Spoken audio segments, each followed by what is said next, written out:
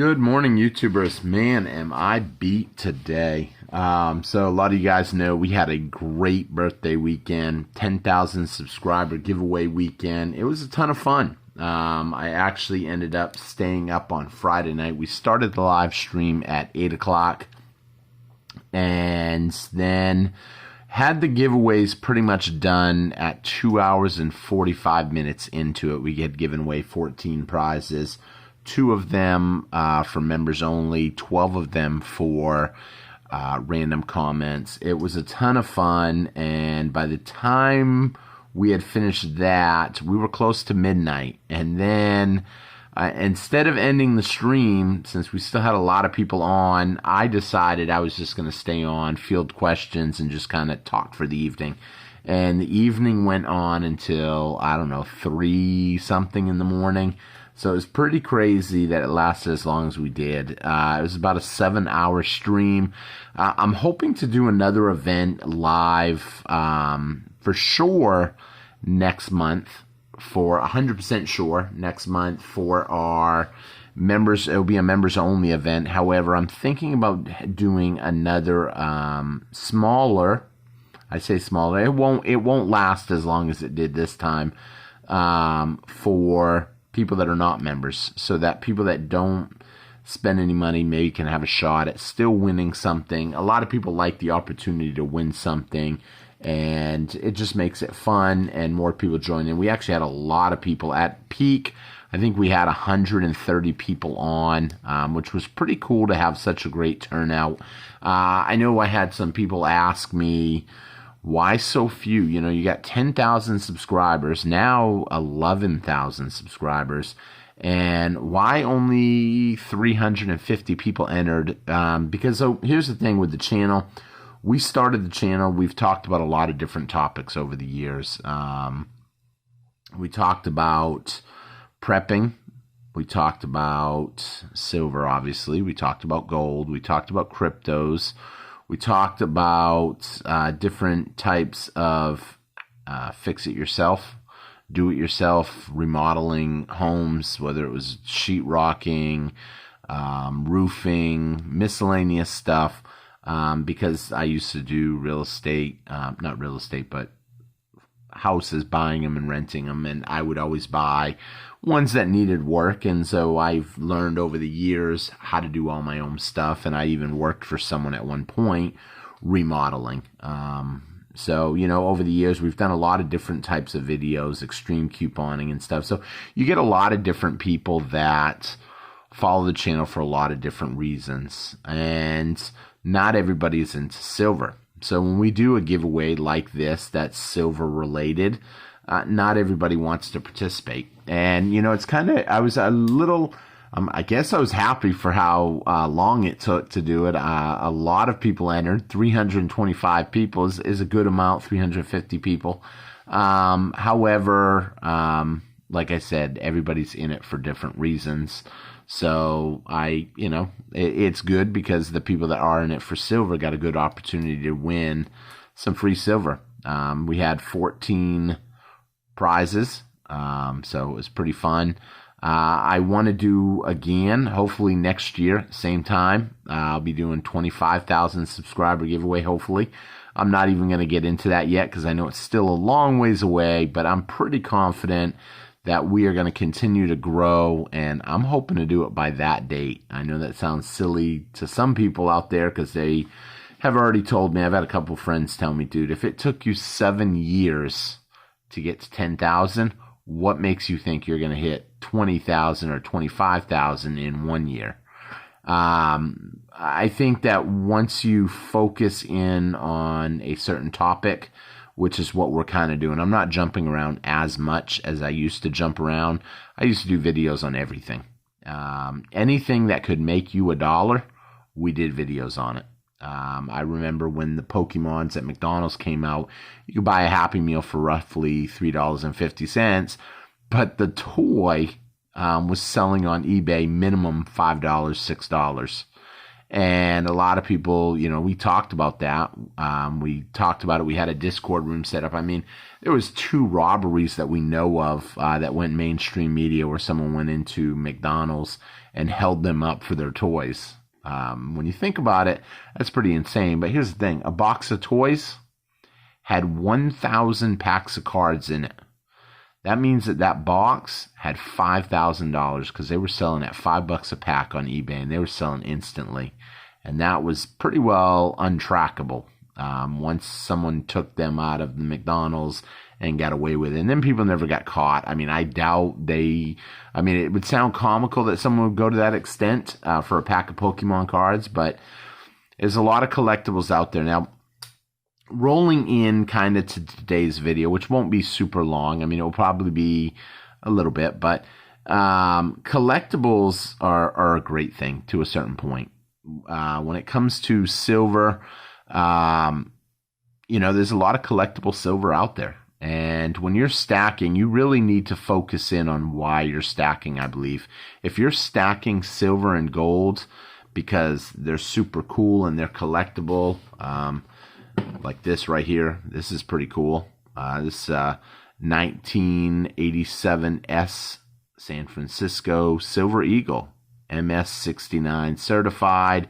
Beautiful coin, great coin.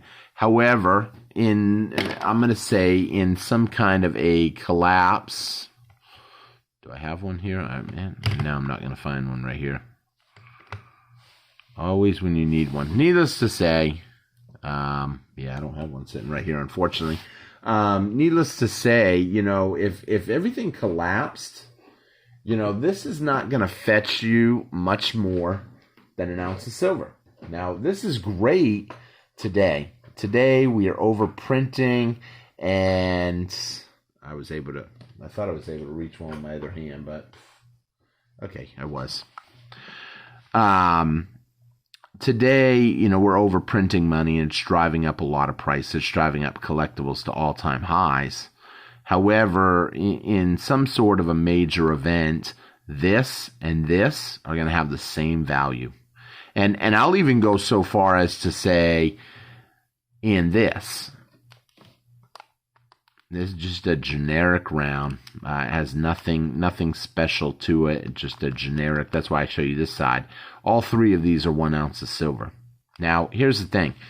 You know, the question is, do you believe that stuff is going to fully collapse?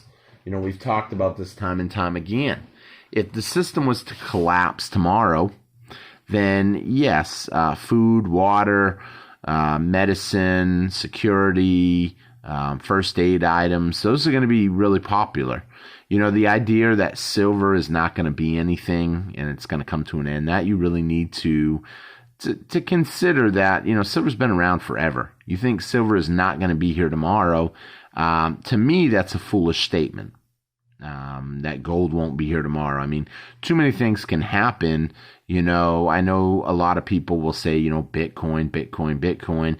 You know what? If you believe that there's a possibility of an EMP, if you believe there's a possibility of another Carrington effect, which is a solar flare from the sun, we've had it happen before, and it was devastating, but they didn't have electronics like we have today. Back then, they only had the telegraph wires, and they were wiped out. Well, today, I mean, everything is electronic. If we lost all electronics, I mean, we would be put back into the Stone Age.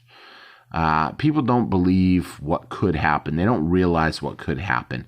But here's the thing. Even if they just keep printing money the way they're printing it, then you can kind of expect that collectibles, like this one right here, or anything, is going to continue to go up in price. But I have a belief that at a certain point, as the money is losing value so fast, that people might start realizing, you know what, is that collectible that I bought as important as XYZ? So who knows? We'll see how that plays out. We don't know exactly. Obviously, if you've got silver, I've told people this time and time again, in my personal opinion, if you're sitting on silver, then you're going to be okay no matter what happens. So that's why I always try to emphasize that people should have a certain amount of silver put away. I mean, everything going on around the world right now is pointing to, can we maintain the world reserve currency with our spending totally outside of check? We don't have any controls on what we are basically like a kid with a credit card right now, as we are sending money all over the world now. We're having more confrontations. That's costing us more money. We're having more different political promises and different agendas, I guess you can say, where people have this attitude like, oh, if we get everybody to go this way, then I'll make money. Some people don't believe that the system is corrupt, which always makes me kind of chuckle inside a little bit. I try not to chuckle in front of people anymore, because I know that is the number one way to get under someone's skin, is when you point blank laugh at them. And it works the same way for me. If someone laughs at something I'm doing, I take quite offense to that. But it does make me think. And, some people, they can't. It just makes them angry and they don't want to think about it. So with that being said, the reason I wanted to talk a little bit about this is because, I want people to understand that there's a good possibility that we will just keep printing money and collectibles will continue to go higher and higher. However, eventually at a certain point, you could see things change. I've done videos in the past about how if you have bought in like the top, I can't remember the name of the coins. If you had bought into the top coins, you put like $1,000 into it. I mean, the profits are astronomical now. However, I think you're looking at like 80-something thousand dollars on the top $1,000 in coins 25, 50 years, 30 years ago, something like that. I wish I had the video offhand or the information right in front of me. But so it's something to think about, how you're stacking, what your stacking goals are. It's not too late to reposition yourself, depending on how you want to be. I want to make sure that I have a certain amount of ounces, and then I do have a certain amount of collectibles. I had someone tell me, he's fairly new. He said, I'm trying to get roughly 80%. This is a brand new friend of mine that I just started kind of helping out. I met the guy before, but I just started kind of talking with him and giving him more pointers. And he said, look, I really want to build a collection that is 80% not junk silver, but 80% basic silver. That means inexpensive rounds, that type of stuff. But I'd like to have 20% in collectible stuff. What would you think, to go? How would you go about that? Start working on your stack right off. There's going to be time to get some collectibles. I would pick up, if you pick up a deal on something, I mean, a coin, let's say, scans at, like this one right here, it scans at $250. You have a deal to pick up something like that, fairly cheap. You can do really well with that kind of stuff. So, but that one's already spoken for. That was Chris B that had won that a while back. So I told him I wanted to wait until after last night's giveaway to end up sending it out to him. He said he's cool with that, and he's even cool if I just bring it to him in person, because I go visit that neighborhood a fair amount, even though it's, I don't know, I shouldn't say that neighborhood since it's a long ways away. But with that being said, we're going to wrap up the video. I apologize. Thank you all for watching. I know it dragged out a little while, so thank you for watching. Hope to see you guys again on T-Square Talk. You guys all have a great day. Thanks for watching, everybody. Take care, everybody. Bye-bye.